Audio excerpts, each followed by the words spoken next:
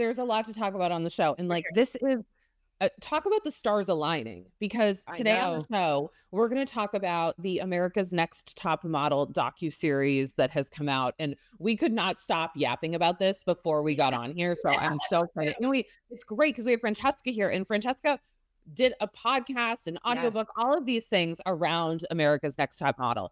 Then we'll unpack the humanitarian crisis in Cuba and why the United States is one of the major forces behind it. And then I can't believe the guest that we have today.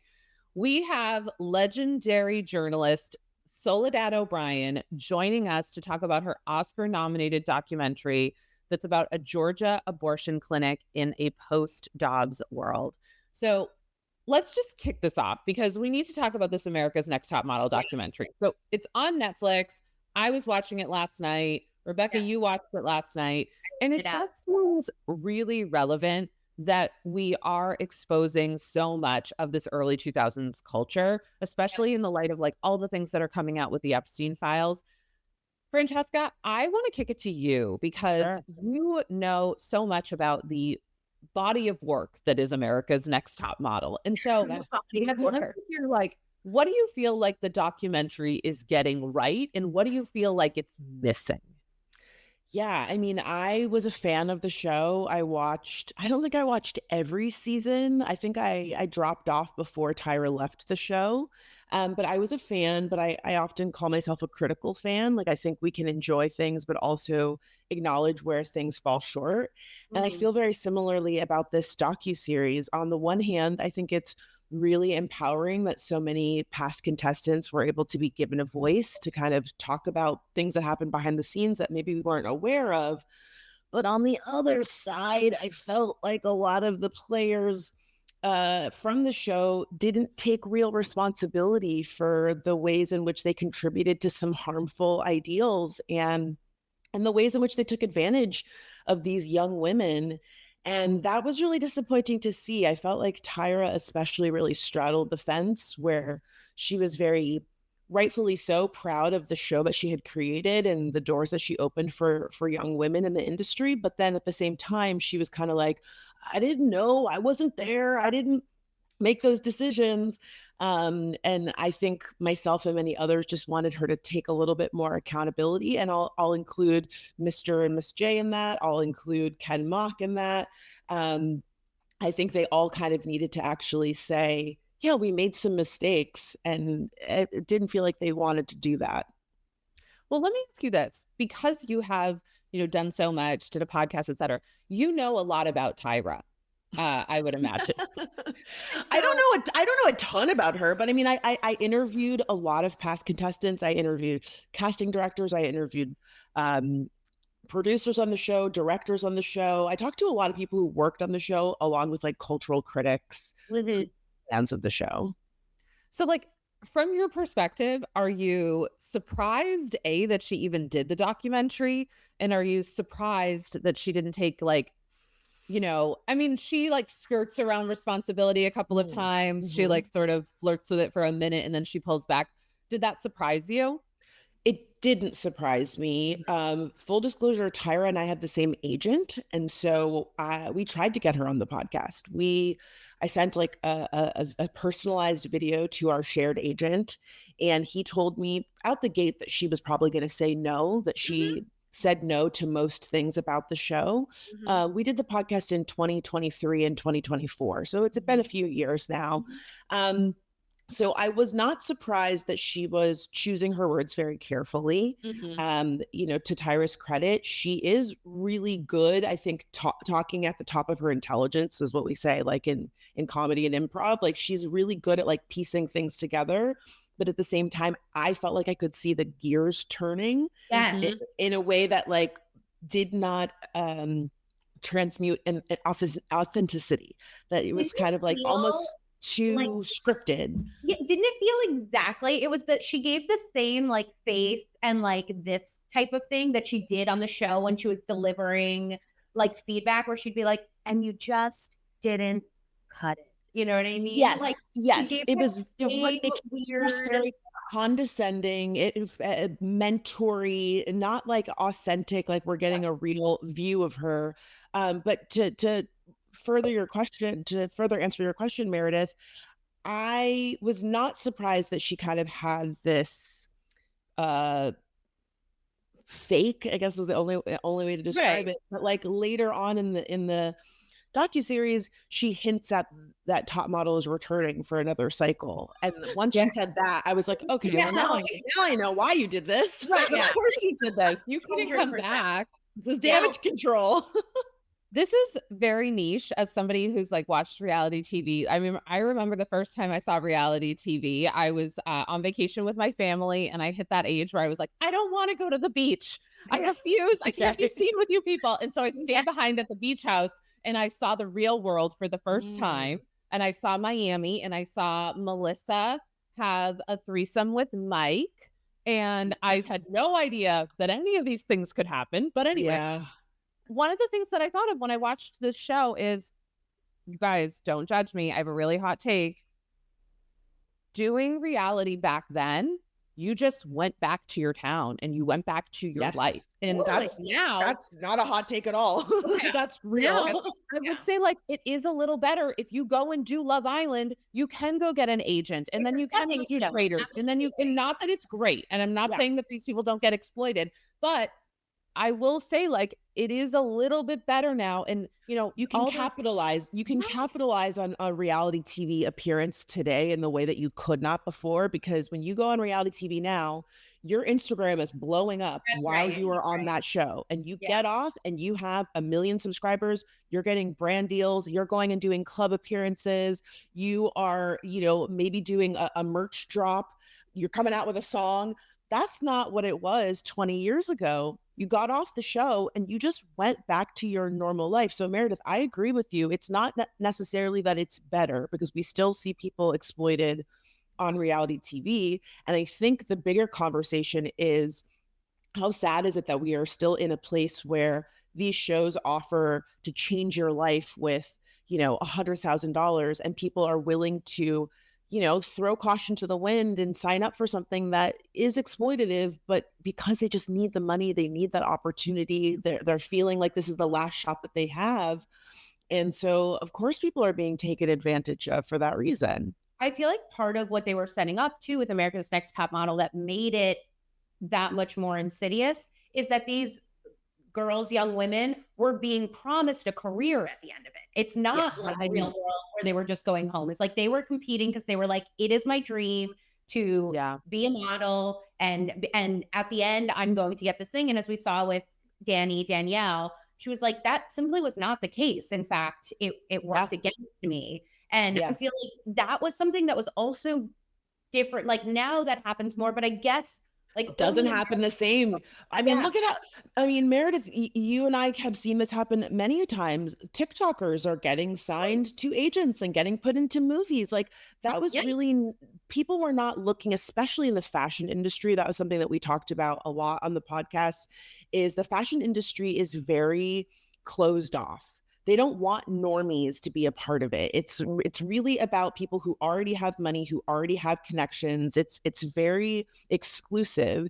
And so the idea that you could be on a reality show and then get into the world of fashion was really seen as taboo, and that's why they were being cut off from it. Today we are in a place where magazines, traditional media is like, we need social media if we are going to thrive and continue. So like we have to maybe begrudgingly open our doors to internet celebrities and reality TV folks, but they see the payoff. And 20 years ago, I mean, again, they talked about how no one wanted to even make America's Next Top Model. People did not want to make reality shows. It was really seen as lowbrow. And so now, you can do a reality show and become a successful actor or fashion model. When I was watching it, part of what I was thinking about is like, how sad is it that now, 15, 20 years later, when we look at our models, really like the biggest models are all Nepo babies. They're all influencers. And influencers, but like they're not like, it's not like we have this world where it's like it's opened up very democratically. Like when I think of models, I think Hailey Bieber, I think Kendall Jenner, I think Kaya Gerber. Those are all people that were born into Hollywood royalty and money, and then from a young age got like pushed up into this world. It's not like, like even these top models, like the ones that I can name are all still from like a specific class and group of people. You know, it's not like Well, they solved the problem. I think very similarly to Hollywood, though, part of that is because these are not industries that are equitable. A Right. lot of people who are working models will tell you that they're not making a ton of money, Of that course they're not. actually losing money And because you there's have to principally, sometimes fly yourself to another country, put yourself up in a model apartment where you're sleeping in an apartment with 10 other girls.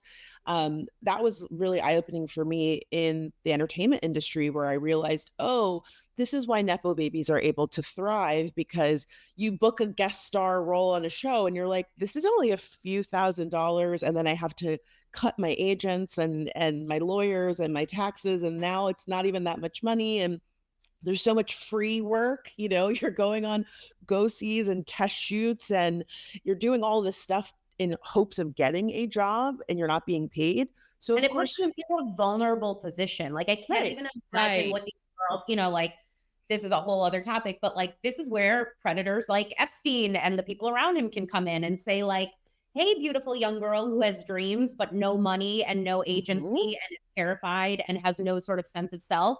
I'll, pick you up. And, it's just such a vulnerable place to Or is put. here from another country. A lot of models get scouted and brought to the US or brought to Europe in order to work for these high profile fashion weeks. And you're absolutely right, Rebecca. Unfortunately, there are a lot of dangerous and predatory people who know where to go and know how to target vulnerable young people. And it's unfortunate that we are having this moment collectively where we're recognizing this. But my hope is that it makes us smarter and more empathetic. I feel Yeah. like the conversations around, well, I would have been smarter, and that could have never happened to me, and blah, blah, blah. Like I'm just so tired of people using those hindsight glasses, instead of actually saying, like, you don't know how you would act in those positions, and especially if you don't have community or familiar support or economic support, it is a lot easier to be taken advantage of. I have a point that I really want to make about this at the end of the show because something clicked in my brain about this, but let's do this after because I really want to quickly move on to our next story before we bring in Soledad because, well, a couple of things. One, this morning we woke up and Reverend Jesse Jackson, a civil rights activist, leader, and politician passed away. He was the first Black man to mount like a major presidential campaign in the 1980s. And as it turned out, while we were doing some quick looking around this morning, he was a huge advocate for Cuba, which is our next story, and was one of 2 Americans to actually speak at Fidel Castro's funeral several years ago. And the reason that we wanted to bring that up is Cuba's in a huge humanitarian crisis that I just don't think is getting enough attention. And so I wanted to talk about it here. So daily life is being disrupted there because effectively oil has stopped going into the country. This started mostly back when the United States invaded Venezuela because Venezuela had a lot of military exchanges with Cuba and were bringing them oil. And then once the United States came in, that stopped. And on top of it, the United States took that opportunity to put sanctions on other countries in the region, like Mexico, from bringing oil to Cuba. And Cuba is like this very complicated place and has been under sanctions from the US. But at this point, it's like, weeks, if not days away from running out of oil to run their society. Like I'm seeing pictures, there's garbage all over the street because the trucks aren't going through. Water trucks aren't going through. The government is starting to seize generators to go into the hospitals. And I just want to play a clip of Donald Trump talking about this a couple of weeks ago and then talk about like why the US is doing this on the other side. Well, it doesn't have to be humanitarian crisis. I think they probably would come to us and want to make a deal. So Cuba would be free again. They'll come to us, they'll make a deal, but Cuba really, they've got a problem. They have a problem. I know so many people from Cuba, but we have a lot of people in the United States right now that would love to go back to Cuba, and we'd like to work that out. What do you want to silver? We want to eat. Well, we'll work a deal. I think we're going to work a deal with Cuba. I think, So on top of it, Secretary of State Marco Rubio is Cuban American. His parents fled the the communist regime. And I know there's a lot of like different feelings about Cuba with the Cuban American community. I spent some time living in Cuba, so I have like a lot of love for the complicated country. But so the debate now is sort of like, is the US choking out Cuba in order to like come in and topple the regime? Is it, like, what is our responsibility here? And I just feel like it's like one of those stories that's gone like way by the wayside, but that we actually have a lot of control over. Yeah, it definitely feels like we are being barraged with news info so that certain stories get buried and we don't have the mental capacity to actually look into it. And I think Cuba is one of those nations where there are a lot of complicated feelings and understandings. And I think that that's intentional, Yeah. that we haven't actually reckoned with the ways in which we've meddled with their government.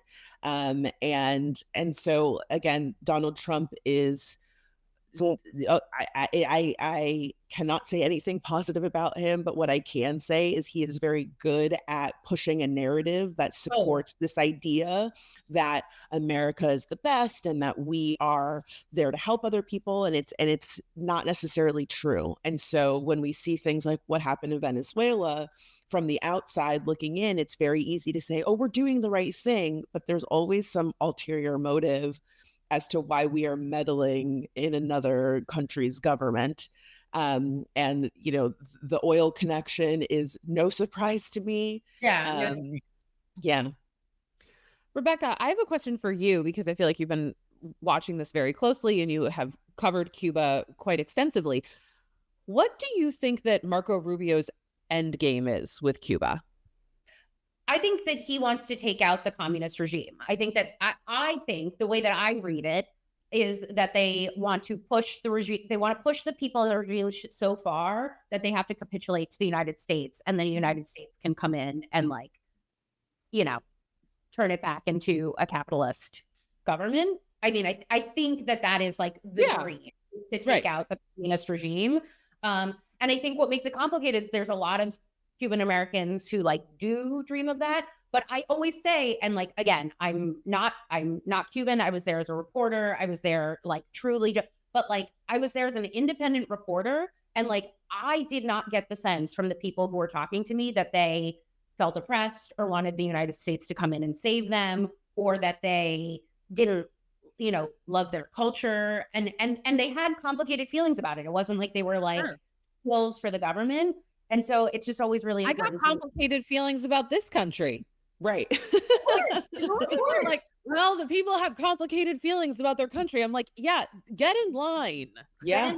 Yeah, but those complicated feelings weren't, and I wish the United States would come save me. Right. You know what I mean? Yeah. Like, I think that's the difference. Like, I think that there is a conversation to be had about like, listen, there's a lot of corrupt governments. Ours is not the first, and it certainly will not be the last. But that, like, what it reminds me of? It's like when you were a kid and you're misbehaving out in public, and your mom is like, I'm gonna like snatch you up at home, not here in the store. Yes. That's kind of how it feels, where it's like, we definitely need to clean house, but I don't want somebody else coming in here and doing it. Like, I want it to be an internal, this is like a behind closed doors conversation. And I think you're better at, to keep the analogy going, you're better at cleaning house when it's your own family, when it's your own friends, when it's your own coworkers, versus somebody from the outside being like, I know what's best for you all, and then meddling in your personal affairs. Especially when that country has like done nefarious things before, like choke you off of oil and like you're really struggling.